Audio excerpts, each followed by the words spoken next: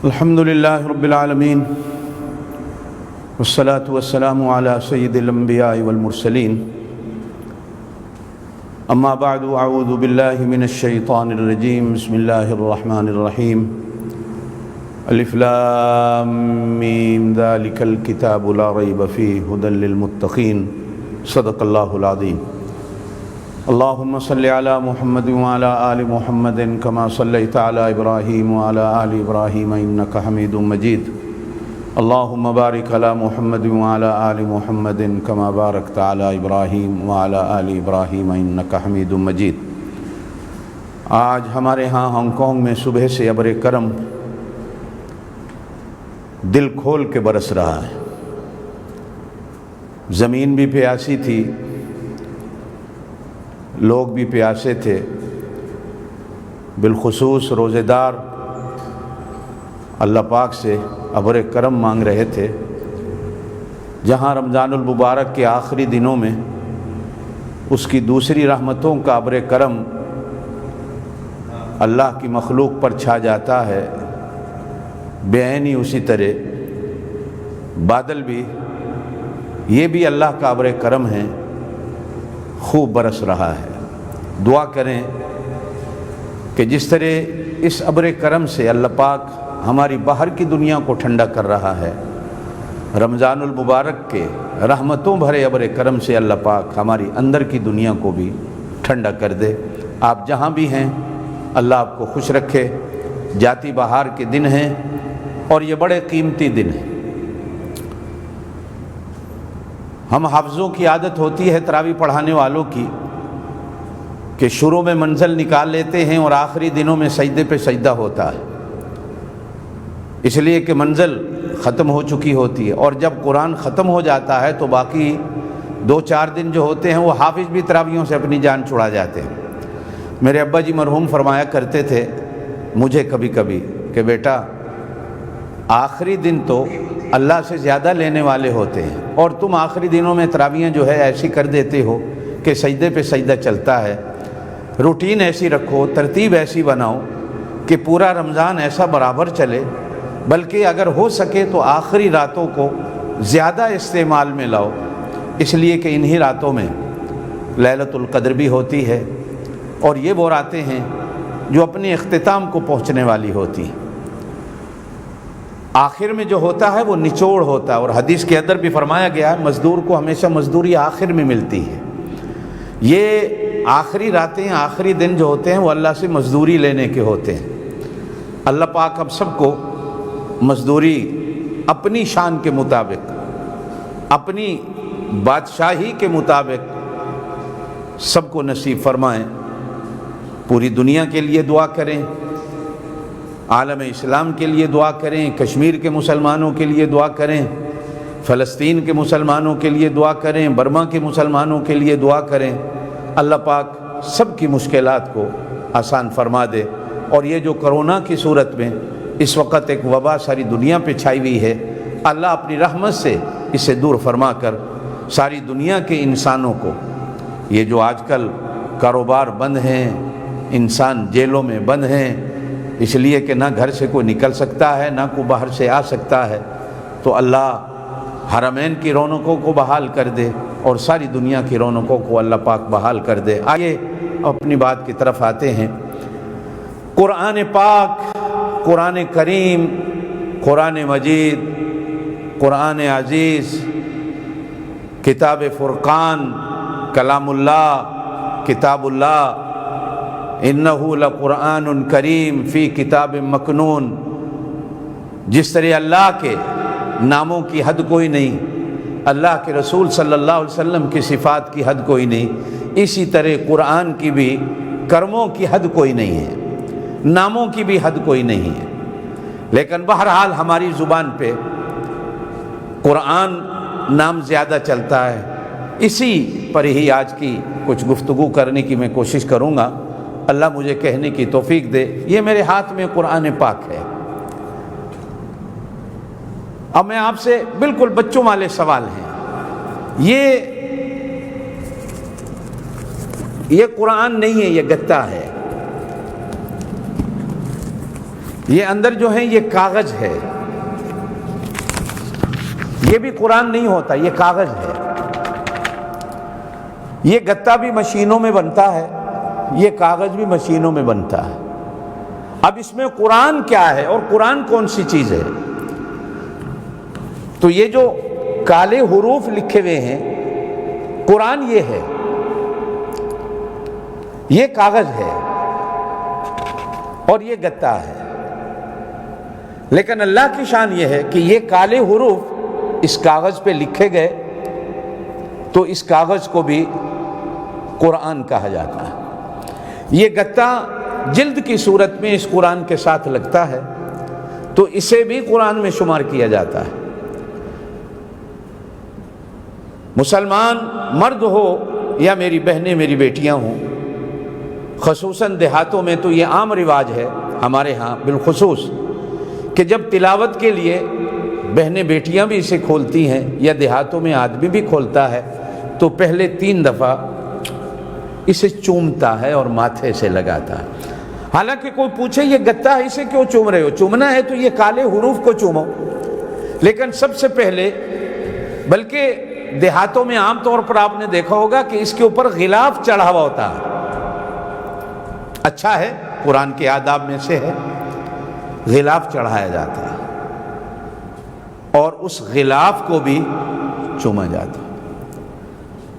میری بہنیں میری بیٹیاں جانتی ہوں گی کہ جب یہ کپڑے والی دکان سے کپڑے خریدتی ہیں، اٹھنے لگتی ہیں تو دکان والے سے کہتی ہیں کہ کوئی ٹوٹا بچا ہوا پڑا ہے، قرآن پہ غلاف چڑھانا ہے۔ تو وہ اپنے نوکر ملازم سے کہتا وہ ٹوٹے پڑے ہوئے ان کو دے دو۔ اب وہ فالتو ہوتے ہیں، ان کے لیے بیکار ہوتے ہیں اور وہ بغیر قیمت کے آپ کو اٹھا کے دے دیتا۔ کبھی کبھی بہنیں پوچھتی بھی ہیں ان کی کوئی قیمت، تو وہ کہتے ہیں نہیں، اس کی کوئی قیمت نہیں، آپ نے قرآن پہ غلاف چڑھانا ہے یا آپ ہماری طرف سے لے جائیے۔ اور قیمت کی جب آتی ہے تو کہتے ہیں اس کا کوئی ہدیہ نہیں ہے۔ ہماری بہنیں بیٹیاں گھر لاتی ہیں، اس بے قیمت کپڑے کو دھو کر جب قرآن پر چڑھاتی ہیں، غلاف بنا دیتی ہیں، وہ اتنا قیمتی ہو جاتا ہے کہ اسے بھی قرآن کا حصہ سمجھ کر چوما جاتا ہے اور اس کپڑے کا بھی ادب کیا جاتا ہے اور اس کا احترام کیا جاتا ہے۔ اور پھر جس رحل پر قرآن رکھا جاتا ہے، جس تپائی یا ڈیسک پر قرآن کو رکھا جاتا ہے، جو رحل ہوتا ہے ہمارے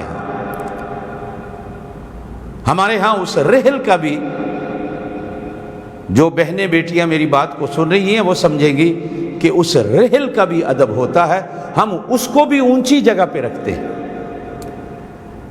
عام طور پر رحل کو بھی اس طرح زمین پہ نہیں پھینکا جاتا، اس کا بھی ادب ہوتا۔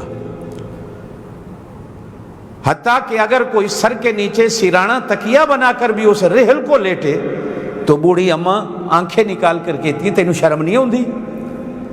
یہ رحل ہے جدوں تے اسی قرآن رکھنے ہاں تو اس کے اوپر سر رکھ کے سو رہا ہے۔ حرمین میں بھی دیکھا ہے کہ کئی لوگ بے ادبی کرتے ہیں، کبھی رحل سر کے نیچے رکھ کے سو جاتے ہیں، کئی دفعہ تو وہاں ایسا بھی دیکھا ہے کہ قرآن کو سر کے نیچے رکھ کر بھی سوئے ہوئے ہوتے ہیں اور قرآن کو ایسے زمین پہ رکھ دیتے ہیں، بے ادبی۔ لیکن ہمارے ہاں جو ادب ہے، وہ کہنے والے کہتے ہیں نا کہ قرآن اترا تو عرب میں ہے، مکہ مدینے کی دھرتی پہ اترا ہے۔ ہر نبی کو اللہ نے جو آسمان سے کتاب دی، وہ لکھی ہوئی کتابی صورت میں ایک ہی لحظے میں ایک ہی جگہ بلا کر دے دی گئی کہ یہ لے لو۔ موسیٰ علیہ السلام کو طور پہ بلایا، لے جاؤ۔ عیسیٰ علیہ السلام سے کہا کہ عبادت خانے میں رہنا ہے، باہر نہیں جانا، ہم نے تمہیں انجیل دینی ہے، دے دی گئی۔ داؤد علیہ السلام کو بھی پہاڑ پر بلا کر زبور لکھی بھی دے دی گئی کہ یہ لے لو، یہ زبور ہے۔ تمام کتابیں صحائف اسی طرح اترے۔ لیکن قرآن اور قرآن جس پاک نبی پر اترا، یہ دونوں کی اتنی عظمت ہے کہ اللہ پاک نے لکھا ہوا نہیں دیا، ایک ہی جگہ پر نہیں دیا، ایک ہی موقع پر نہیں دیا، بلکہ میرے پاک نبی صلی اللہ علیہ وسلم کو جہاں بیٹھے دیکھا، مکے میں دیکھا تو قرآن مکے میں اتار دیا، مدینے میں آئے تو مدینے میں اتار دیا۔ آپ عرفات میں تھے تو قرآن عرفات میں اتار دیا، آپ مسجد میں تھے تو مسجد میں اتار دیا، آپ بازار میں تھے تو بازار میں اتار دیا، آپ نماز میں کھڑے تھے تو نماز کے اندر اتار دیا، حتیٰ کہ آپ امہات المومنین کے ساتھ بستر پر تشریف فرما ہیں تو قرآن پاک کو وہاں بھیج دیا۔ یہ عظمتیں ہیں قرآن کی بھی۔ 23 سال تک پھر اللہ پاک اس طرح دیکھیں جیسے ہماری ضرورت پڑتی رہی، ضرورت کے مطابق، موقع کی مناسبت سے، موقع کی نزاکتوں سے، اس کی عظمتوں کو دیکھتے ہوئے وہ عظیم میرا اللہ، وہ عظیم میرا رسول صلی اللہ علیہ وسلم اور یہ عظیم کتاب، ساری عظمتوں کو اللہ پاک نے ملا کر عظمتوں کو دیکھتے ہوئے، اس کی عظمتوں کو مد نظر رکھتے ہوئے ایک ہی لحظے میں نہیں دیا بلکہ 23 سال تک، اور وہ بھی اللہ پاک تلاوت کر کے دیتے تھے۔ جناب جبرائیل امین کو سدرہ سے آگے تو جانے کی اجازت ہوتی نہیں تھی، کھڑے ہوتے تھے، ادھر سے اللہ تلاوت کرتے تھے، ادھر جبریل سنتے تھے، پھر جیسے سنتے تھے آ کر حضور پاک صلی اللہ علیہ وسلم کو دیتے تھے، اور پھر اللہ نے نظام ایسا وضع کیا، سسٹم ایسا بنایا کہ ہر رمضان میں جبریل کو مدینے بھیج کر حضور پاک صلی اللہ علیہ وسلم سے کہا جاتا آپ سناؤ جتنا میں آپ کو دے کے گیا تھا، کوئی تبدیلی تو نہیں ہوئی، ترتیب وہی ہے۔ اور پھر جبریل بھی سناتا، حضور بھی سناتے، قرآن کا دور ہوتا، گویا کہ تصدیق ہو جاتی کہ جیسے میں لایا تھا اسی طرح موجود ہے اور تبدیل نہیں ہوا، تبدیل نہیں ہوا۔ اللہ پاک تلاوت کر کے دیتے تھے، اور اللہ بھی قرآن کی تلاوت کرتے، یہ تو قرآن میں ہے، تلک آیات اللہ نتلوہا علیک بالحق۔ اس کلام کی بڑی عجیب عظمت ہے کہ اللہ بھی اس کی تلاوت کرے، اور جبریل بھی تلاوت کر کے حضور پاک صلی اللہ علیہ وسلم کو سناتے تھے، دور بھی کرتے تھے۔ باقی فرشتوں کے بارے میں علماء نے لکھا ہے کہ باقی فرشتوں کو قرآن پاک کی تلاوت بھی نہیں ملی، یہ اس امت کو اعزاز ملا ہے، فرشتوں سے بھی آگے نکل گئی کہ اللہ پاک نے اس امت کو قرآن دیا۔ امام غزالی رحمۃ اللہ علیہ ایک قول ملتا ہے بڑا لاجواب، فرماتے ہیں یہ پڑھنے میں تو اتنا آسان ہے کہ 6-7 سال کا بچہ اس کو یاد کر لیتا، پڑھنے میں اتنا آسان ہے، لیکن سمجھنے میں یہ اتنا مشکل ہے کہ آج 1400 سال سے زیادہ سال گزر گئے، امت کے علماء آج بھی اس کے اندر غوطے لگا کر اس کے علم کو ڈھونڈنے میں لگے ہوئے ہیں، حق ابھی تک ادا نہیں ہو سکا، ابھی تک حق ادا نہیں ہو سکا۔ تو کہا گیا کہ قرآن اترا تو عرب میں ہے،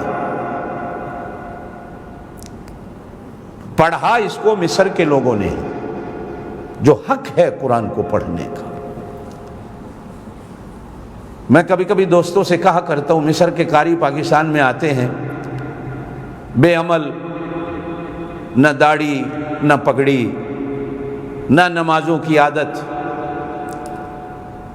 لیکن اللہ پاک نے جو قرآن کو سنوار کے پڑھنے کا ان کو طریقہ دیا ہے، شاید اسی کے صدقے اللہ ان کو بخش دے گا۔ اللہ قیامت والے دن کہے گا تم نے بنا بنا کر میرے قرآن کو پڑھا ہے، ٹھہا ٹھہا کے پڑھا ہے، سجا سجا کے پڑھا ہے، اس کے پڑھنے کا حق ادا کر دیا ہے، جاؤ اسی صدقے تمہیں جنت دیتا ہوں۔ پڑھا مصر کے لوگوں نے۔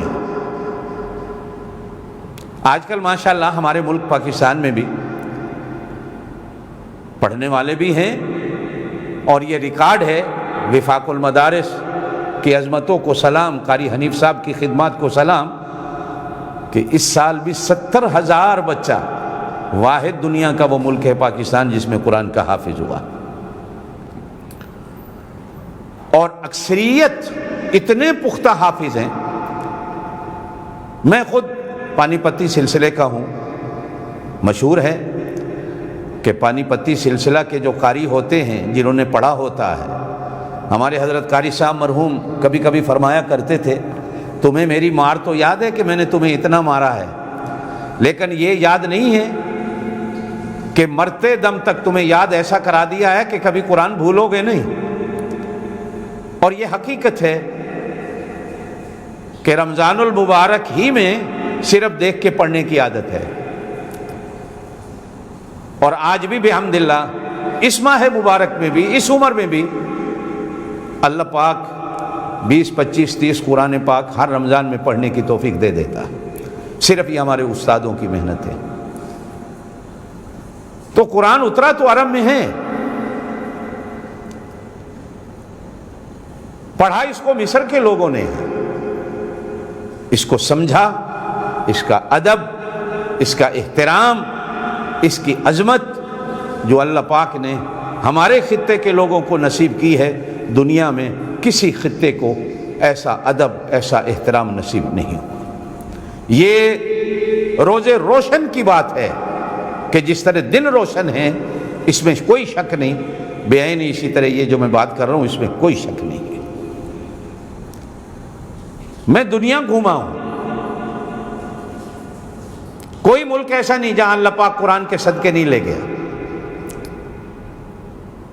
میں کبھی کبھی اپنے بچوں سے کہا کرتا ہوں، یہ جہازوں پہ گھومنا جانا، میرے بچوں یہ قرآن کی برکتیں ہیں۔ اگر ہمارے پاس قرآن نہ ہوتا تو ہم بھی سڑکیں کھودنے میں لگے ہوئے ہوتے، ہمیں کون پوچھتا۔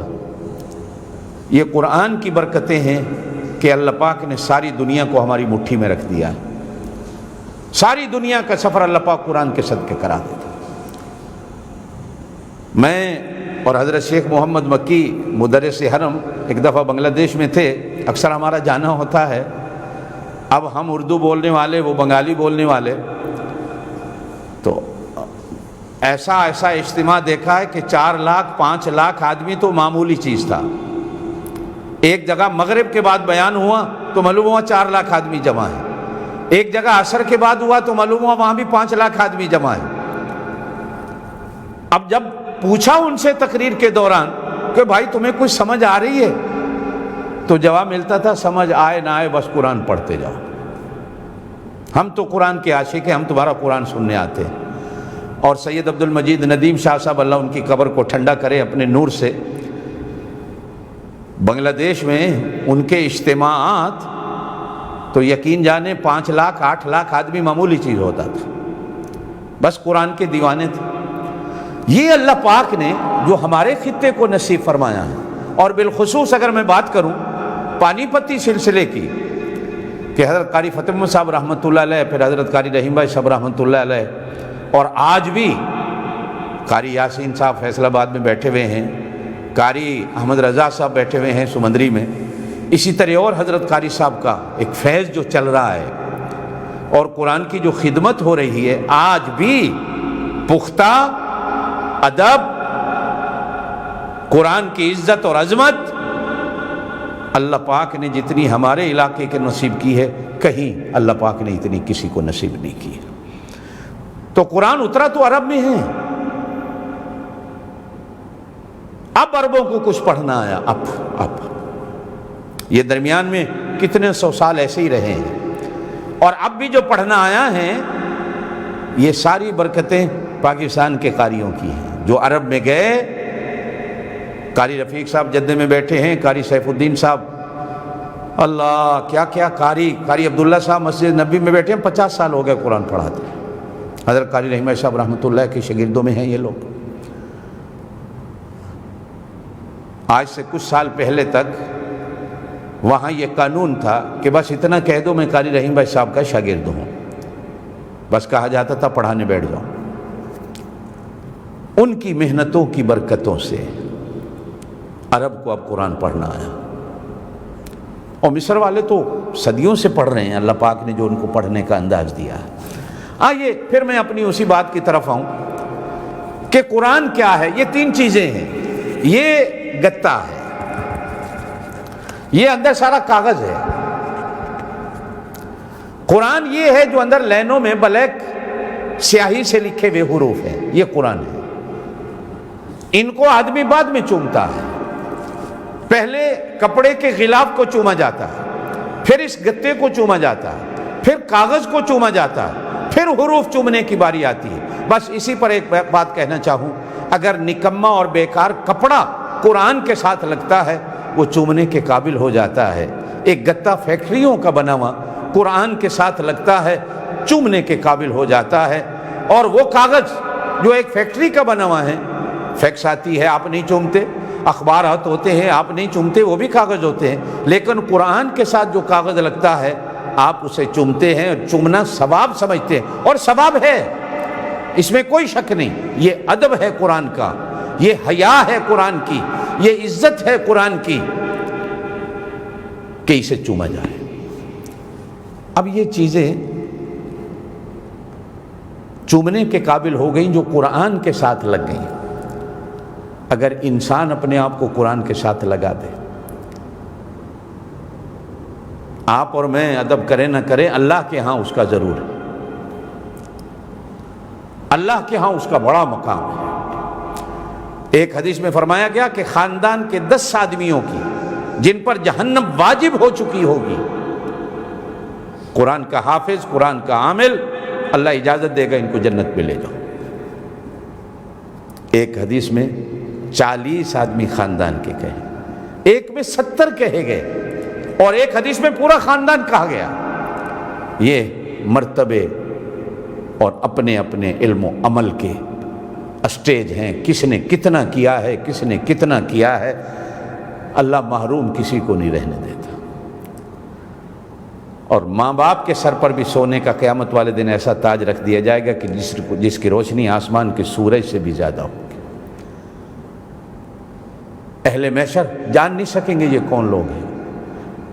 کسی کی زبان سے نکلے گا نبیوں کی جماعت ہے، کسی کی زبان سے نکلے گا نہیں یار یہ شہیدوں کی جماعت ہے، کوئی کہے گا یہ ولیوں کی جماعت ہے۔ آخر میں اللہ پاک اپنے فرشتوں سے کہے گا تم کہہ دو اعلان کر کے، یہ نہ نبی ہیں، نہ یہ شہید ہیں، نہ یہ ولی ہیں، یہ وہ گنہگار ماں باپ ہے دنیا میں جن کی اولادیں قرآن کے علم سے مالا مال ہوئی تھیں، آج اس کے صدقے میں ہم نے ماں باپ کے سروں پہ ایسا سونے کا تاج رکھ دیا ہے جس کی روشنی آسمان کے سورج سے بھی زیادہ ہے۔ اس کا کیا حال ہوگا؟ اس کا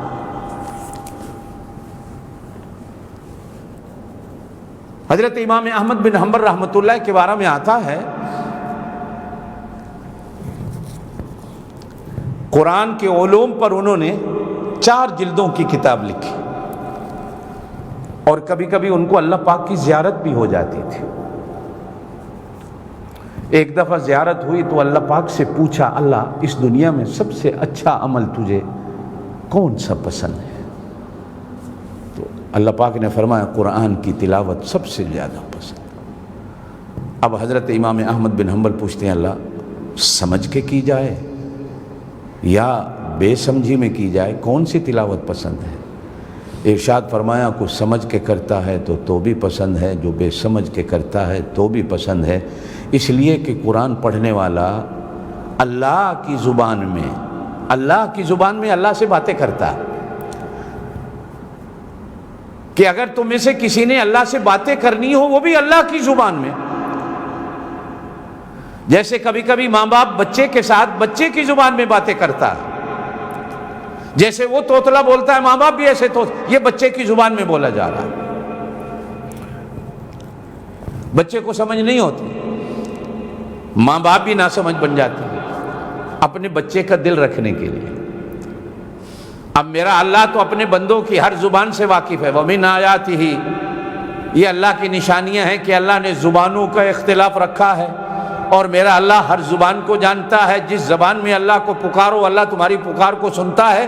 یہ کوئی ضروری نہیں کہ اللہ عربی زبان ہی کو سنتا ہے اور جانتا ہے، اللہ تو بھائی زبان کو چھوڑیے دل کی دھڑکن کی پکار اس کو بھی سن لیتا ہے کہ میرا بندہ کیا طلب کرتا ہے اور کیا چاہتا ہے۔ اب کیڑے مکوڑوں کو بھی زبانیں اللہ ان کی زبانیں بھی جانتا، اڑنے والے پرندوں کی بھی زبانیں ہیں اللہ ان کی زبانوں کو بھی جانتا۔ وَاخْتِلَافُ أَلْسِنَتِكُمْ وَأَلْوَانِكُمْ إِنَّ فِي ذَلِكَ لَآيَاتٍ لِلْعَالَمِينَ، یہ تو اللہ کی نشانیوں میں سے نشانی ہے۔ لیکن چونکہ قرآن عربی میں ہے، جناب نبی کریم علیہ الصلوۃ والسلام نے ارشاد فرمایا میری امت کے لوگوں عرب سے پیار کرو۔ 3 سبب ہیں عرب سے پیار کرنے کے۔ فرمایا میں عربی او بھائی عرب سے گناہ اور غلطی ہو بھی جائے تو یہ سمجھ کے معاف کر دینا کہ یہ میرے علاقے اور میرے محلے کے لوگ ہیں، میرے پڑوسی ہیں۔ یہ میرے پڑوسی، یہ میری زبان کے لوگ ہیں۔ پردیس میں پشتو والے کو پشتو بولنے والا مل جائے نا تو وہ قربان ہو جاتا، بنگالی بولنے والے کو بنگالی مل جائے تو وہ قربان ہو جاتا۔ یہ تو صرف ہم پنجابی ہوتے ہیں، پنجابی بولنے والا مل جائے تو ہم ٹانگ کھینچتے ہیں، ہم قربان نہیں ہوتے، بلکہ کہتے ہیں کتوں آ گئی یہ بلا میرے سر دے ہوتے، جان چھوڑا ہوئے دیکھو۔ یہ پنجاب کا خطہ ہے۔ سندھی، سریکی، پشتو، بنگالی جان نچھاور کر دے گا۔ بھائی اور کچھ نہ ہو تو اتنا تو سوچ لو کہ ان کی زبان عربی میرے پاک نبی کی زبان ہے، میرے نبی کے اہل زبان تو ہے نا۔ تیرا منہ نہیں تیرے سائیاں دا منہ ہے ساڑی زبان وچ کیا جاندہ ہے پنجابی وچ۔ ہم تیرا منہ نہیں دیکھتے، ہم ان کا منہ دیکھتے ہیں جن کی زبان بول رہے ہیں۔ اور مکے مدینے والے تو پڑوسی ہیں میرے پاک نبی کے، ان کو تو حضور صلی اللہ علیہ وسلم نے اپنا پڑوسی کہا ہے، وہ تو وطن ہے میرے پاک نبی کا۔ وہاں تو مر کے دفن ہو جانا بھی اپنے آپ کو جنتی کہلانے کے لیے کافی ہے، جنتی ہونے کے لیے کافی ہے۔ ارے بھائی جو وہاں سے حاضر ہو کے آتا ہے تو ہم اس کے گلے میں پھولوں کے ہار ڈالتے ہیں، اس کا استقبال کرتے ہیں، اس کی دعوتیں کرتے ہیں، اس سے دعا کراتے ہیں۔ جو وہاں رہتا ہے یہ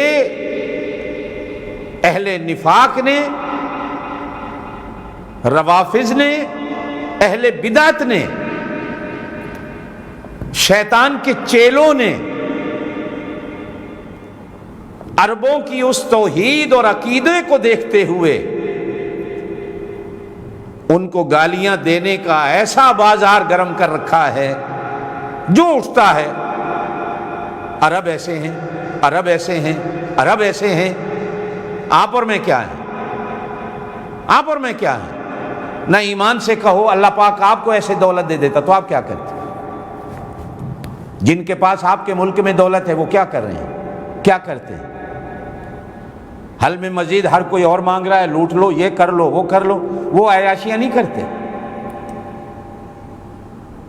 اب سارے ایک جیسے نہیں ہوتے، سارے ایک جیسے نہیں ہوتے۔ سعودی عرب کے شہر القصیم میں 1,00,000 کھجور کے درختوں کا ایک باغ ہے، 1,00,000 درخت ہے اس میں کھجور کے، 1,00,000۔ اس باغ کے مالک نے آج تک کسی ایک کھجور کے پھلوں کو بیچا نہیں، سارے راہ خدا میں لوٹا دیتا، 1,00,000 کھجور۔ اب سوچئے کتنے من، کتنے ہزار لاکھ من اترتی ہوگی، سب راہ خدا میں ہو جاتی۔ یہ حرمین میں جو افطاریاں ہوتی ہیں رمضان المبارک کے علاوہ بھی، اعلیٰ سے اعلیٰ کھجور سکری جو وہاں چل رہی ہوتی ہے وہ کہاں سے آتی ہے؟ ساری دنیا کو پوری ہوتی ہے، کہاں سے آتی ہے؟ سارے ایک جیسے نہیں ہوتے۔ صرف پاک نبی کا منہ دیکھ لیا کرو کہ یہ میرے پاک نبی کی زبان والے ہیں، میرے پاک نبی کے وطن والے ہیں، بس ہمارے لیے اتنا بہت۔ وہ کیا ہیں کیا نہیں ہیں، میں پہلے اپنے آپ کو دیکھوں میں کیا ہوں کیا نہیں۔ ہماری عادت ہوتی ہے کہ ہمیں اپنی آنکھ کا چھتیر نظر نہیں آتا، ہم دوسروں کی آنکھ کا ایک بال بھی ہوتا ہے نا، ہمیں وہ نظر آ جاتا ہے کہ اس کی آنکھ میں وہ ایک باریک سا بال ہے۔ میری آنکھ میں جو گناہ کے چھتیر ہوتے ہیں مجھے وہ نظر نہیں آتے، میں کیا ہوں؟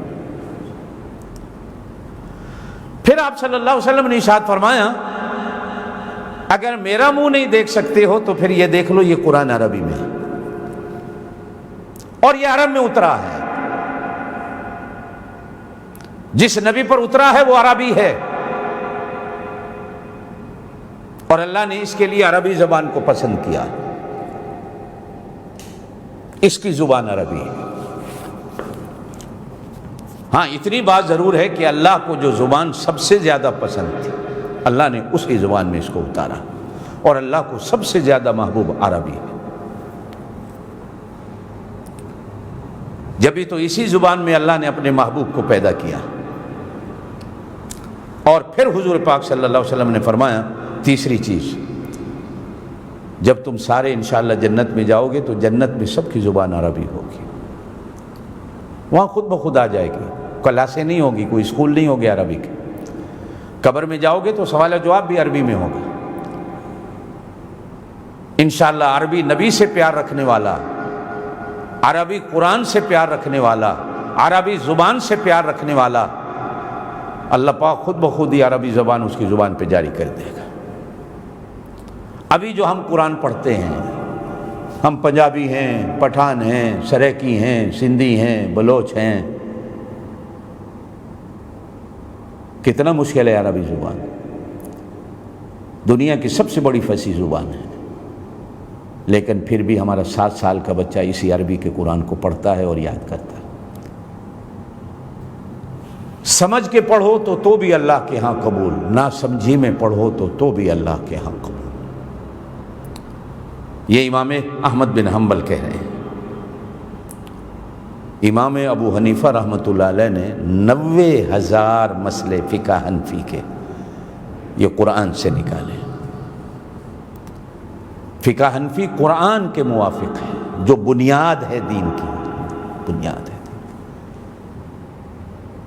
حدیث کا درجہ بعد میں آتا ہے، پہلے قرآن ہوتا ہے۔ ایک آدمی ایک دن مجھے کہتا ہے جی آپ حنفی ہیں؟ الحمدللہ حنفی ہوں بھائی، کوئی شک ہے؟ کہ جی میں نے سنا ہے امام ابو حنیفہ کو 17 حدیثیں آتی تھی۔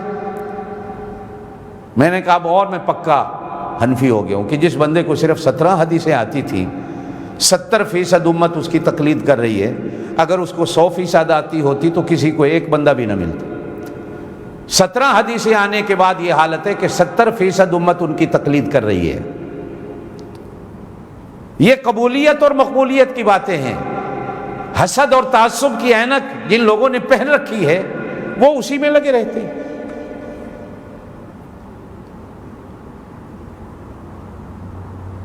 یہ قرآن ہے۔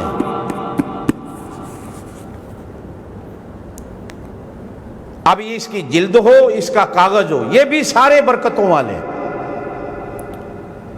شاہ عبدالعزیز محدث دہلوی رحمۃ اللہ علیہ کے زمانے میں یہ شاہ ولی اللہ کے بیٹے ہیں۔ یہ ہندوستان میں جو حدیث کا علم ہے یہ انہی کے صدقے آیا ہے۔ یہی خاندان ہندوستان میں حدیث کا علم لایا ہے۔ تو اس زمانے میں ایک پادری نے مسلمانوں کو چیلنج دیا، آگ کا الاؤ روشن کیا، ہو آگ بھڑک رہی ہے، کہا مسلمانوں میں انجیل ڈالتا ہوں اس آگ میں، مسلمان آئیں اور اپنا قرآن ڈالیں، اگر انجیل جل گئی تو میں جھوٹا، اگر قرآن جل گیا تو مسلمان جھوٹے۔ اب وہ چیلنج دے رہا ہے۔ شاہ عبدالعزیز محدث دہلوی رحمۃ اللہ علیہ کو پتہ چلا، تشریف لے آئے، فرمایا ایسے بات نہیں بنتی، آؤ تم انجیل کو سینے سے لگاؤ، میں قرآن کو سینے سے لگاتا ہوں، تو بھی چھلانگ لگا، میں بھی چھلانگ لگاتا ہوں، جو بچ جائے گا وہ سچا اور جو جل جائے گا وہ جھوٹا۔ پہلے بھی ایک نبی پر آگ گلزار ہوئی تھی اور شاہ عبدالعزیز محدث دہلوی فرماتے ہیں میں دیکھ رہا تھا آگ انتظار کر رہی ہے، میں چھلانگ ماروں تو ابراہیم علیہ السلام کی طرح میرے لیے گلزار بن جائے گی۔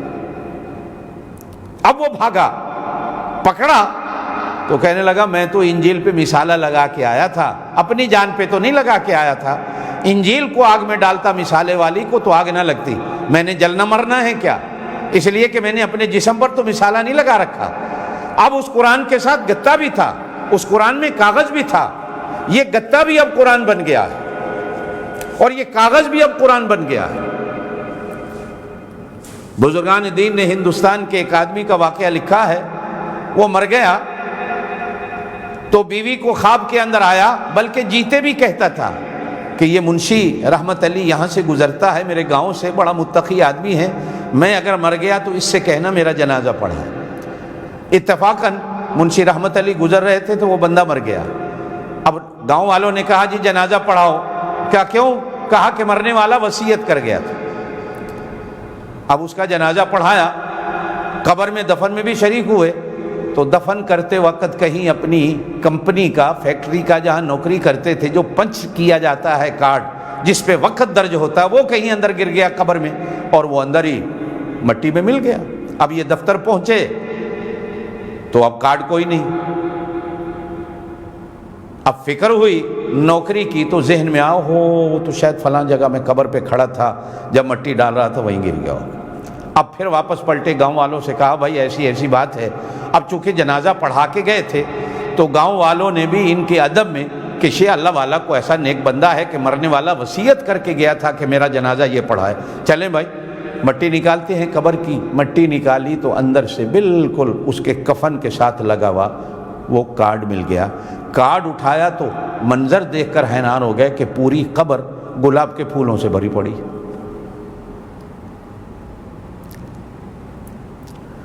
اب وہ سارا گاؤں حیران اور یہ جنازہ پڑھانے والا بھی حیران، کیا ماجرا ہے؟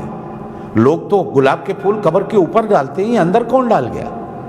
تو اس کی بیوی کے پاس جا کر پوچھا کہ یہ بندہ کون سا نیک کام کرتا تھا؟ تو بیوی نے کہا ان پڑھ تھا، کوئی پڑھا لکھا نہیں تھا۔ 45 سال ہو گئے میں اس کے گھر میں رہتی ہوں، ایک عادت تھی اس کی، فجر کی نماز پڑھ کے قرآن کھول لیتا تھا اور بس سطروں پہ انگلی پھیرتا جاتا تھا اور زبان سے کہتا جاتا تھا اللہ یہ بھی تو نے سچ کہا ہے، اللہ یہ بھی تو نے سچ کہا ہے، اللہ یہ بھی تو نے سچ کہا ہے۔ قرآن پڑھ نہیں جانتا تھا۔ صرف 45 سال روزانہ فجر کے بعد میں نے اس کو دیکھا ہے، جب سے میں اس کے نکاح میں آئی تھی ایسے انگلی پھیر کے کہتا رہتا تھا یہ بھی تو نے سچ کہا ہے، یہ بھی تو نے سچ کہا ہے، یہ بھی تو نے سچ کہا۔ اب اس بزرگ نے کہا ہاں یہ اسی کا صدقہ اور سبب ہے کہ بے شک انگلیاں وہ کاغذ پہ پھیرتا رہا لیکن دل سے تصدیق کرتا رہا یہ اللہ کا کلام ہے اور اللہ سچ کہتا۔ میری بہنوں، میری بیٹیوں، میرے بھائیوں، میں پھر وہی بات کروں، اگر آپ اور میں اس گتے اور کاغذ سے بھی گئے گزرے ہیں، یہ تو فیکٹریوں میں بنا ہے، آپ کو اور مجھے تو اللہ نے اپنے ہاتھوں سے بنایا۔ ہاں ہم نے قرآن کو غلافوں میں لپیٹ کر گھر میں الماریوں کی زینت تو بنا دیا۔ بیٹی کی رخصتی ہوتی ہے، کچھ ماں باپ ہیں جو جہیز میں قرآن بھی دے دیں، اور کچھ ایسے ہیں جب رخصتی ہوتی ہے تو سر پہ قرآن کا سایہ کرا کے بیٹی کو رخصتی کرتے ہیں۔ لیکن کس نے کبھی کہا ہے بیٹی سے کہ بیٹی اس گھر میں جا کر اس قرآن سے بھی محبت کرنی ہے، اس سے بھی دوستی کرنی ہے، اس کو بھی پڑھنا ہے، اس کو بھی سمجھنا ہے، اس لیے کہ اس پر ایمان اور اس کی عزت، اس کا ادب بھی ہر مسلمان پر ضروری ہے۔ یہ صرف رکھنے کے لیے نہیں آیا کہ میں ریشمی غلاف میں لپیٹ کر بیٹی کو جہیز میں دے دوں اور وہ بیٹی میری الماری سے نکال کر کبھی اس کو پڑھے بھی نہیں۔ میری بہنوں، میری بیٹیوں، میں نے حضرت رابعہ بصریہ کو نہیں دیکھا، پڑھا ضرور ہے، لیکن اگر کوئی مجھ سے پوچھے کہ آپ نے رابعہ بصریہ کو دیکھا ہے تو الحمدللہ میں کہتا ہوں میں نے دیکھا ہے، اور وہ میری اماں مرحومہ تھی، پڑھی بھی نہیں تھی، لیکن اللہ نے علم اتنا دے رکھا تھا کہ میں نے خود بچپن میں وضو کا طریقہ نورانی قاعدہ اپنی اماں سے پڑھا ہے۔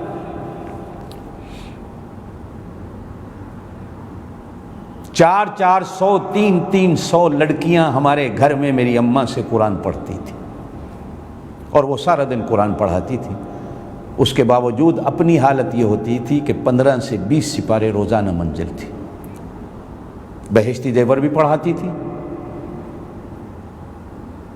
حضرت مولانا محمد لکھوی رحمۃ اللہ علیہ کی احوال الآخرت بھی پڑھاتی تھی، کریمہ نام حق فارسی کی کتابیں پدنامہ یہ بھی پڑھاتی تھی۔ رمضان المبارک میں 15 سے 20 سپارے روزانہ تلاوت ہوتی تھی۔ عالمہ نہیں تھی، حافظہ نہیں تھی، قاریہ نہیں تھی، لیکن اللہ نے دے رکھا تھا، اس لیے کہ گھر کی پرورش اور تربیت ایسی تھی۔ میں اگر آج اپنی بہنوں اور بیٹیوں سے پوچھوں 24-25 رمضان ہو گئے، آپ نے کتنے ختم کیے قرآن کے، تو بڑی مشکل سے 1-2 ملیں گی، 2 ختم کر لیے یا 1 ختم کر لیے۔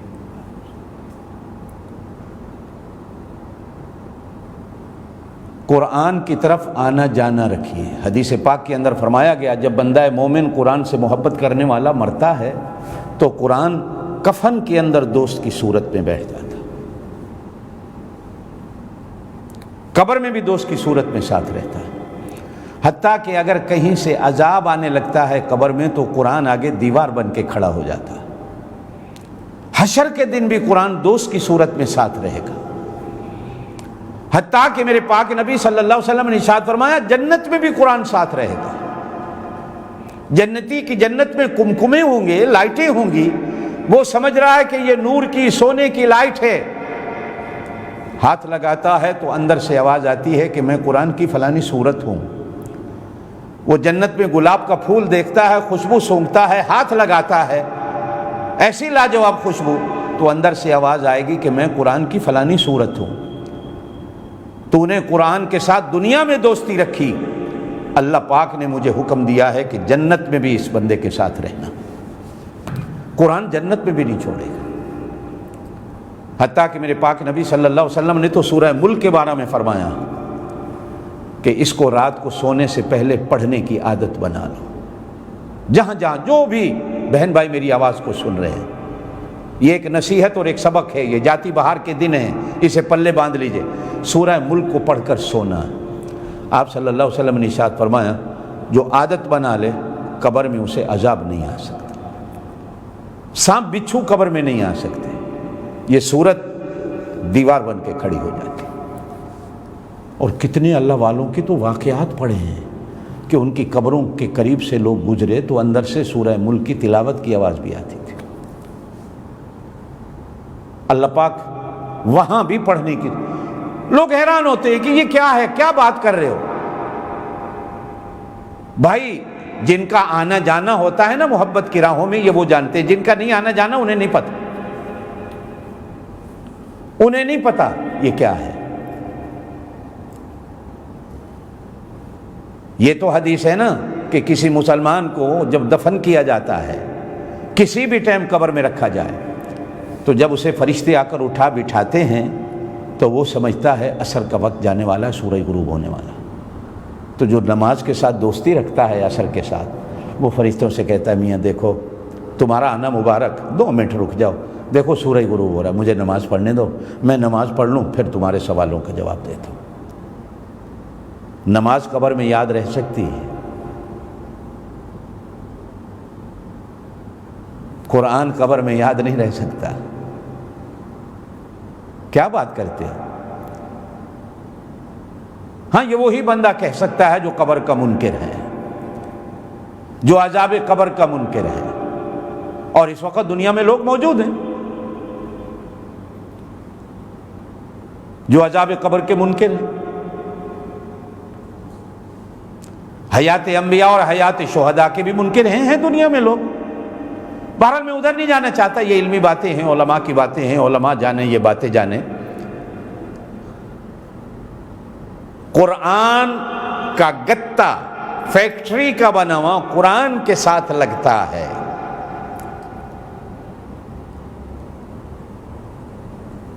لوگ مکے مدینے سے تسبیحاں لاتے ہیں، تسبیح چائنا کی بنی ہوئی ہوتی یا ترکی کی بنی ہوئی ہوتی، وہ ہدیہ سمجھ کر ہم سارے قبول کرتے ہیں، چومتے بھی ہیں، کہتے ہیں جی یہ مدینے سے آئی ہے۔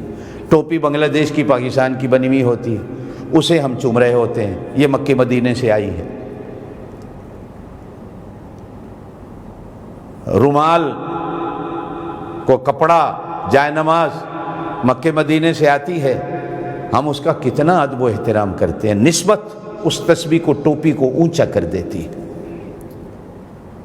بن کے بے شک دوسرے ملکوں سے جاتی ہے، لیکن ہوا مدینے کی لگ جاتی ہے، ہوا مکے کی لگ جاتی ہے، وہ ہوا کی جو نسبت ہے اسے شان دے دیتی ہے۔ یہ میں جس مدرسے میں بیٹھا ہوں، کارپٹ ہے، آج کل پھٹ پھٹ گئی ہے،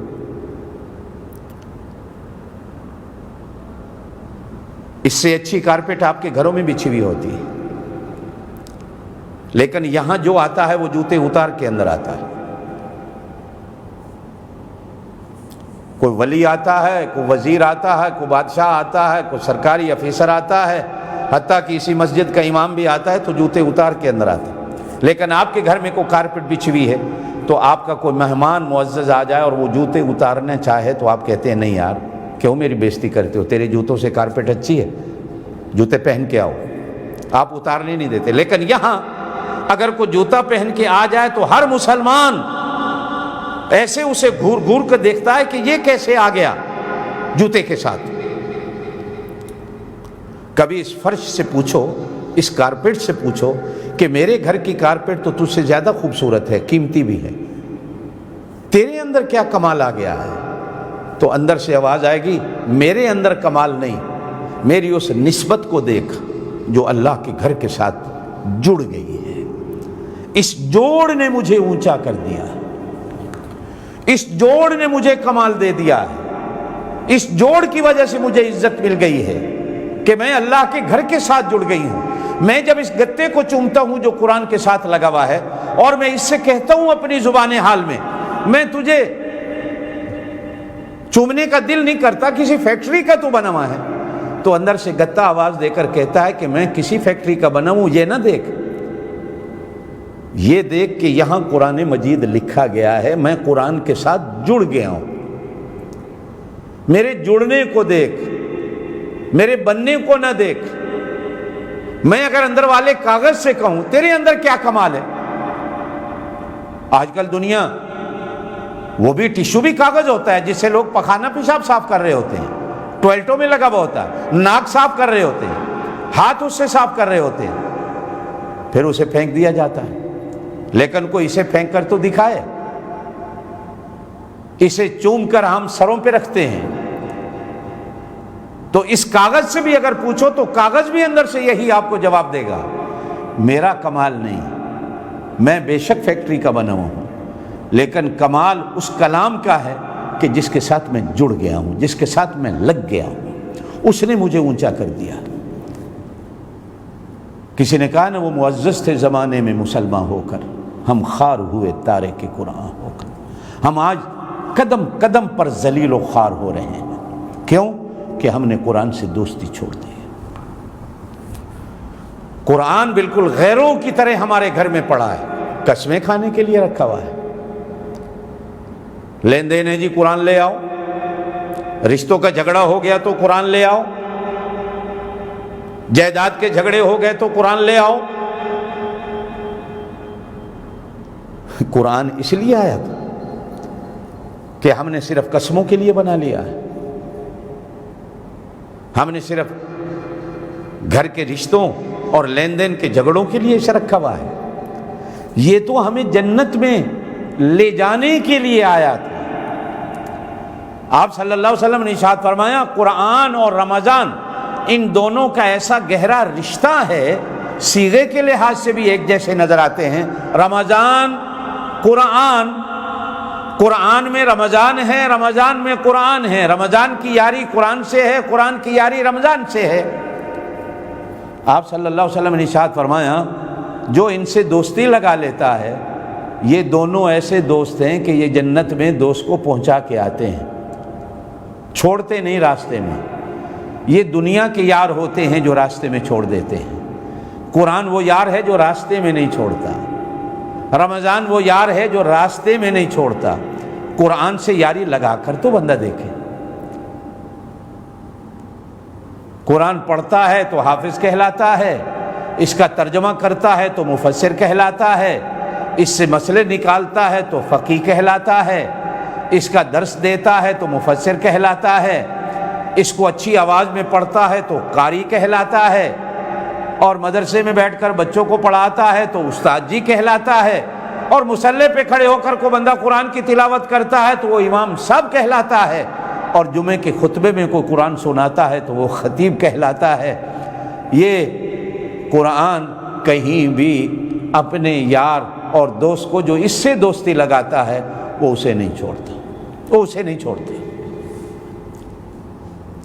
میری بہنوں میرے بھائیوں، پھر اس قرآن کے کتنے سارے ایسے موضوع ہیں کہ اگر ایک ایک موضوع کو لیا جائے، ایک ہے عظمت قرآن کہ میں قرآن کی عظمت پہ بات کروں، ایک ہے محبت قرآن کہ میں قرآن کی محبت پر بیان کروں، ایک ہے آداب قرآن کہ میں قرآن کے آداب پر بات کروں، ایک ہے اعجاز قرآن کہ میں قرآن کے اعجاز پہ بات کروں.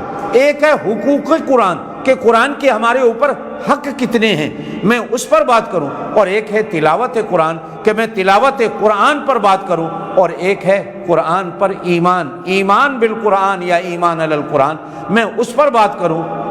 تو یہ تو ایک ایک موضوع ایسا ہے، ایسا برکات سے بھرا ہوا ہے، باتوں سے بھرا ہوا ہے کہ یہ رمضان نہیں، اگلا رمضان المبارک بھی آ جائے تو یہ باتیں ختم نہیں ہو سکتی، اس لیے کہ یہ دنیا میں جتنی برکات ہیں محمد الرسول اللہ صلی اللہ علیہ وسلم کے قدموں کا صدقہ ہے اور قرآن کے ان حرفوں کا صدقہ، ساری برکات۔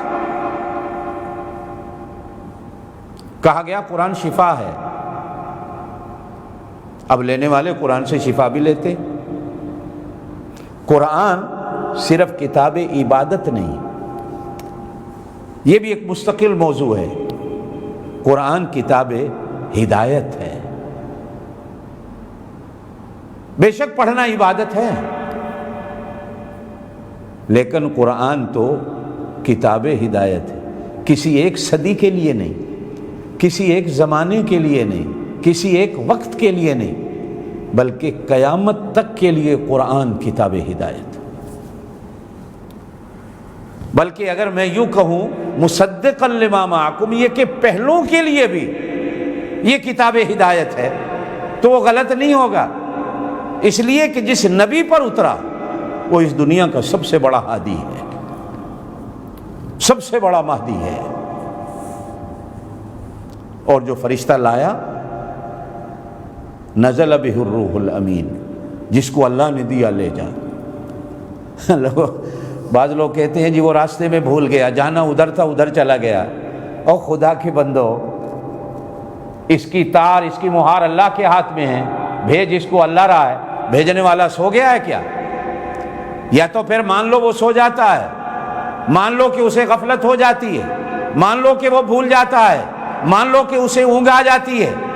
جب عقیدہ اور ایمان یہ ہو کہ لا تاخذہ سنۃ ولا نوم، نسیان کی نسبت بھی میرے اللہ کی طرف نہیں کی جا سکتی، تو یہ کیسے ہو سکتا ہے کہ کسی کو اللہ نمائندہ بنا کر قرآن دے کر بھیج رہا ہے کہ جاؤ میرے محمد مصطفیٰ صلی اللہ علیہ وسلم کو دے آؤ؟ وہ راستے میں بھول گیا، وہ راستے میں بھول گیا، جبکہ اس کی شان میں قرآن نے کہا انہ لقول رسول، یہ اللہ کا بھیجا ہوا ہے۔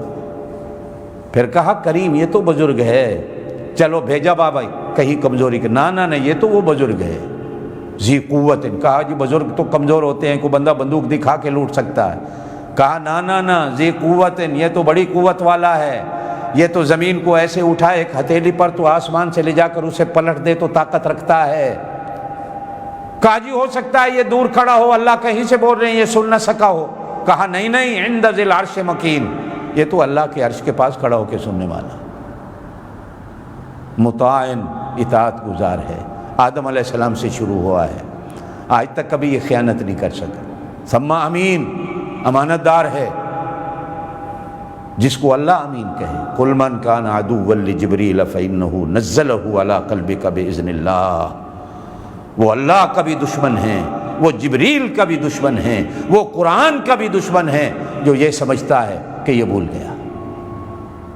گیا۔ اور پھر کبھی کسی نے کہا اصل جو تھا وہ کہیں اور چلا گیا، وہ غار میں چھپنے والا غار میں لے کے چلا گیا، یہ تو شراب پینے والے خلیفوں نے لکھ دیا تھا، اصل قرآن تو یہ نہیں ہے۔ اب یہ کتنی بڑی غلط فہمی، اللہ تو اصل ہے، نبی کی نبوت اصل ہے، قرآن اصل نہیں۔ اللہ موجود ہے، اللہ کہیں نہیں گیا، جیسے وہ اس زمانے میں تھا آج بھی اسی طرح ہے وہ، اور ہمیشہ وہ ایسے ہی رہے گا، ہمیشہ سے ہے، ہمیشہ سے ایسے ہی طاقت اور قوت والا رہے گا۔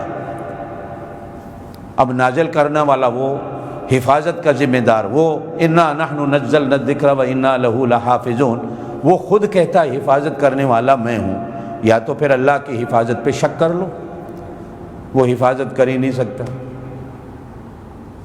اللہ لا الہ الا هو الحی القیوم لا تأخذہ سنۃ ولا نوم لہ ما فی السماوات وما فی الارض ولا یؤودہ حفظہما وہو العلی۔ کوئی چیز اس کے احاطے سے نکل سکتی ہے؟ کیا کہتے ہو یار؟ ہر کوئی اپنا تعارف بعد میں کراتا ہے، قرآن وہ سچی کتاب ہے، پڑھنے سے پہلے اپنا تعارف کرا رہا ہے کہ لا ریب فیہ، اس میں کوئی شک نہیں ہے۔ پڑھنے سے پہلے یقین کرنا ہے کہ میں جس کی تلاوت کرنے والا ہوں، کر رہا ہوں، یہ تو پہلی آیت ہے۔ اور بعض علماء نے تو لکھا ہے الف لام میم، حالانکہ یہ اللہ اعلم بمرادی، یہ حروف مقطعات کی مراد اللہ جانتا ہے، لیکن پھر بھی بعض لوگ تو کہتے ہیں الف سے اللہ ہے، لام سے جبریل ہے، میم سے محمد ہے۔ جب ان تینوں میں شک کوئی نہیں تو ذالک الکتاب، جو بھیجنے والا ہے، جو لانے والا ہے، جس پہ بھیجی گئی ہے، یارا اس کتاب پہ پھر کیوں شک کرتے ہو؟ پھر سیدھا کو ہمیں ان تینوں پر بھی شک ہے، اور اگر ان تینوں پر شک کرو گے تو اسلام چلا جاتا ہے۔ ان تینوں پر شک کر کے دکھاؤ، کہو میں اللہ کے بارے میں شک رکھتا ہوں۔ یہ من گھڑت قصے اور کہانیاں ہمارے سامنے نہ رکھا کرو کہ فلاں بزرگ تمہارے نے یہ لکھ دیا اللہ پاک کے بارے میں۔ ارے تم ہمارے ان بزرگوں کی عبارات کو سمجھے ہی نہیں، طاقت ہی نہیں، علم ہی نہیں تمہارے بڑوں کے پاس کہ ان کی ان عبارات کو سمجھ سکو وہ کہتے کیا ہیں۔ اللہ کے بارے میں بھی کوئی کہہ سکتا ہے، کوئی شک کر سکتا ہے۔ نبوت کے بارے میں ہاں ابو جہل کی اولاد تو کر سکتی، لیکن ابو جہل کا سکا بیٹا تو ایمان لے آیا تھا، بہو بھی ایمان لے آئی تھی۔ ہاں جو نقلی اس کی اولاد بن جائے تو ایک الگ چیز ہے۔ جبریل کے بارے میں من کان عدوا للہ وملائکتہ ورسلہ وجبریل ومیکال فإن اللہ عدو للکافرین وَلَقَدْ أَنزَلْنَا إِلَيْكَ آیَاتٍ بَيِّنَاتٍ وَمَا يَكْفُرُ بِهَا إِلَّا الْفَاسِقُونَ۔ میری بہنوں، میرے بھائیوں، قرآن بے شک کتاب عبادت ہے، لیکن اس کی جو حقیقت ہے وہ یہ ہے کہ یہ کتاب ہدایت ہے۔ اس کا ایک ایک حرف حرف ہدایت ہے، اس کا ایک ایک ورق ہدایت ہے، اس کی ایک ایک آیت ہدایت ہے۔ لینے والوں نے 90,000 مسئلے نکالے ہیں، اور مجلس میں شرط ہوتی تھی کہ حافظ کے بغیر میری مجلس میں کوئی بیٹھ نہیں سکتا۔ آنے والا ایک آتا ہے مجلس میں بیٹھنا ہے، شاگرد بننا چاہتا ہوں، حافظ ہو نہیں ہوں، فرمایا جاؤ پہلے حافظ ہو کے آؤ۔ ہفتے بعد واپس پلٹ کے آتا ہے، میں حافظ ہو گیا ہوں، میں حافظ ہو گیا ہوں، ایک ہفتے میں حافظ ہوں۔ ہم نے تو ایسے بزرگ دیکھے ہیں، پڑھے ہیں، جو ایک ایک مہینے میں قرآن کے حافظ ہوئے ہیں۔ ایسے بچے بھی دیکھے ہیں جو 7 سال میں حافظ ہو گئے ہیں۔ دین ہے اللہ پاک کی، تحدیث نعمت کے طور پر۔ میری عمر 8 سال کی تھی، میں حافظ ہو گیا تھا۔ گھر کا ماحول ایسا تھا، گھر کا ماحول ایسا تھا۔ صبح اٹھتے تھے تو اماں کو قرآن پڑھتے دیکھتے تھے، اٹھتے تھے تو ابا کو قرآن پڑھتے دیکھتے تھے، بہنوں کو قرآن پڑھنے دیکھتے تھے۔ 300 لڑکیاں اماں کے پاس ہر وقت قرآن پڑھ رہی ہوتی تھی، تو ہم بھی ساتھ ہلنے بیٹھ جاتے تھے، ہم بھی قرآن پڑھنے بیٹھ جاتے تھے۔ میں جب حفظ کی کلاس میں گیا ہوں، میں نے ناظر قرآن نہیں پڑھا، میں نے نورانی قاعدہ ہی نہیں پڑھا۔ اب استادوں کو نورانی قاعدہ سنایا ہے جو میں نے اپنی اماں سے پڑھا تھا، تو استادوں نے حفظ بھی بٹھا دیا تھا۔ یہ قرآن بڑی برکتوں والی چیز ہے، جو ادھر آتا ہے نا، ادھر پھر قرآن بھی اس کو 4 چاند لگا دیتا ہے۔ جو اس سے دور ہوتا ہے نا، پھر وہ بھی اور دور ہو جاتا ہے۔ اس لیے حدیث کے اندر فرمایا گیا، بعض وہ ہیں جو قرآن سے عزت پائیں گے، قرآن عزت دیتا ہے۔ بعض وہ ہوتے ہیں جو ذلت پاتے ہیں، قرآن ذلیل کر کے رکھ دیتا ہے۔ قال رب لم حشرتنی اعمی وقد کنت بصیرا۔ ہے کیا کہیں، جاتی بہار کے دن ہیں، جتنا آتا ہے قرآن پڑھیے، قرآن پڑھیے، قرآن پڑھیے۔ یہ قرآن کا مہینہ ہے، اللہ نے اسی مہینے میں نازل کیا ہے، اور اس مہینے میں قرآن کی ایک بہار ہوتی ہے دنیا میں۔ یہ تو ہم نے پہلی دفعہ، میں نے تو اپنی زندگی میں، آپ نے بھی دیکھا ہے، یہ پہلی دفعہ دیکھا ہے کہ نماز تراویح مسجدوں میں نہیں ہو رہی ہے، چھپ چھپے ہو رہی ہیں، خفیہ ہو رہی ہیں۔ جب بعض ایسے جو حالانکہ کہتے ہیں خفیہ ہو رہی ہیں تراویح نہیں ہوتی، کس نے تمہیں کہا ہے؟ خفیہ نماز نہیں ہوتی، کس نے کہا ہے؟ یہ کیوں فتوے دیتے؟ دار ارقم میں مسلمان چھپ چھپ کے گھڑوں میں منہ ڈال کر اذانیں کہتے تھے، ان کی اذانیں نہیں ہوتی تھی؟ میرے پاک نبی صلی اللہ علیہ وسلم چھپ چھپ کر تبلیغ کرتے تھے، وہ نہیں کرتے تھے کیا؟ ان کی نمازیں نہیں ہوتی تھی چھپ چھپ کر؟ جو حالا جدھر منہ آیا چل پڑے، چھپ کے نمازیں پڑھ رہے ہیں جی، ان کی نہیں نماز ہوتی جی۔ ہاں ہمیں پتہ ہے کتنے بڑے مفتی ہو یار، رہنے دو ان چیزوں کو، سمجھ آئے؟ کوئی چھپ کے پڑھ رہا ہے، کوئی ظاہر ہو کے پڑھ رہا ہے، یہ مہینہ پڑھنے کا ہے، پڑھیے، جھگڑیے نہیں۔ ہم اسی پہ جھگڑ رہے ہیں، کوئی 8 پڑھ رہا ہے، کوئی 20، جھگڑے، رمضان آتا ہے جھگڑے شروع ہو جاتے ہیں۔ ارے بھائی اور زیادہ پڑھیے، اور زیادہ پڑھیے، اور ساری رات پڑھیے۔ شیخ عبد القادر جیلانی رحمۃ اللہ علیہ جن کے نام کی 11ویاں دیتے ہو، میں تفصیل میں نہیں جاتا 11ویاں کیا ہیں، وہ اس رمضان المبارک میں 60 قرآن پاک کے ختم کرتے تھے۔ 11ویاں دیتے ہو، قرآن نہیں پڑھتے ہو اس مہینے میں، کیوں؟ امام ابو حنیفہ 60 ختم کرتے تھے اس مہینے میں، تقلید کرتے ہو ابو حنیفہ کی، قرآن نہیں پڑھتے ہو۔ امام شافعی رحمت اللہ علیہ 60 ختم کرتے تھے، تقلید کرتے ہو امام شافعی کی، قرآن ایک بھی ختم نہیں کر سکتے۔ تمہارے امام اتنے ختم کریں اور تم لوگ۔ اللہ پاک ہم سب کو ہدایت دے۔ زندگی رہی انشاءاللہ تعالی یہ سلسلہ چلتا رہے گا۔ کل انشاءاللہ ہماری رات کو ختم قرآن کی دعا بھی ہوگی۔ ہانگ کانگ کا ٹائم 9:30 ہوگا، پاکستان کا ٹائم شام کے 6:30 ہوں گے، اور یو کے کا ٹائم 2:30 PM آفٹرنون، ظہر کے بعد یعنی۔ انشاءاللہ دعا بھی لائیو کاسٹ کی جائے گی۔ آپ حضرات سے درخواست ہے، اور بالخصوص یہی قرآن پاک کی خدمت کی بات آئی تو ایک میں عرض کرنا چاہ رہا تھا، میں مناسب نہیں سمجھ رہا تھا کہ میں اس اپنے بیان میں یہ بات کہوں، لیکن بہرحال کہہ دیتا ہوں۔ ہمارے ہانگ کانگ میں ختم نبوت کے 8 مدرسے ہیں، 14-15 استاد ہیں، اور اکثر مدارس کرائے کی جگہ پہ ہیں۔ یہ جہاں میں بیٹھا ہوں، میرے مدرسے کا 50,000 ہانگ کانگ ڈالر مہینے کا کرایہ ہے، 25,000 سعودی ریال مہینے کا صرف کرایہ ہے، صرف کرایہ ہے۔ باقی اساتذہ کی تنخواہیں، بجلی پانی بل لگائیں تو 1,00,000 ہانگ کانگ ڈالر یعنی 50,000 ریال بن جاتا۔ اب یہ 3-4-5 مہینوں سے حالات ایسے ہیں، کلاسیں نہیں ہیں، جمعے نہیں ہیں۔ ہم کچھ مدرسے بند کرنے پر مجبور ہوئے کھڑے ہیں کہ رمضان کے بعد بند کر دیں۔ استادوں کو دینے کی تنخواہ نہیں، مدرسوں کے دینے کا کرایہ نہیں۔ آپ حضرات اگر اپنے رزق حلال سے ہیں، یہ میری عادت نہیں ہے اپیلیں کرنے کی، لیکن آج چونکہ عشرہ اخیر ہے، آخری دن ہے، رمضان بھی ختم ہونے والا ہے، چونکہ ہمارے یہاں جمعہ بھی اکیلے بیٹھ کے ہم ریکارڈ کرتے ہیں، 15-20 آدمی آ جاتے ہیں جمعے میں، تو مدرسے بالکل بند ہونے پہ آئے ہوئے ہیں۔ آپ حضرات اپنے زکوٰۃ، خیرات، صدقات سے اگر اللہ نے دے رکھا ہے، جہاں اور اس مصیبت کے وقت میں آپ خرچے کر رہے ہیں، وہاں مدرسوں کی طرف بھی دھیان دیں۔ مدرسے آپ کے سب سے بڑے امداد کے مستحق ہیں پوری دنیا میں، اور بالخصوص ہم لوگ، چونکہ پورا کاروبار ٹھپ ہے۔ کرونا سے پہلے یہاں پروٹیسٹ چل رہے، کاروبار بند ہیں 6 مہینے سے، کچھ بھی نہیں ہے۔